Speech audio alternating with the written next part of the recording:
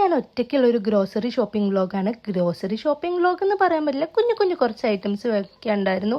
ഞാൻ പലപ്പോഴും ഈ ഒറ്റയ്ക്കുള്ള ഷോപ്പിംഗ് ഒക്കെ ഭയങ്കരമായി എൻജോയ് ചെയ്യുന്ന ആളാണ്.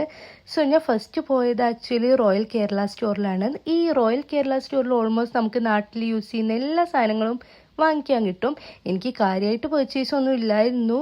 ഞാൻ പാലട കുറേ ദിവസമായി കഴിക്കണമെന്ന് വിചാരിക്കുന്നു. സോ പാലടേൻ്റെ ഒരു പാക്കറ്റ് മേടിച്ചു. പിന്നെ എന്തൊക്കെയോ കുഞ്ഞു കുറച്ച് സാധനങ്ങൾ വാങ്ങിച്ചു.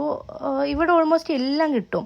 നാട്ടിൽ നമ്മൾ യൂസ് ചെയ്യുന്ന എല്ലാ കൈൻഡ് ഓഫ് പൊടികളും എല്ലാം കിട്ടും.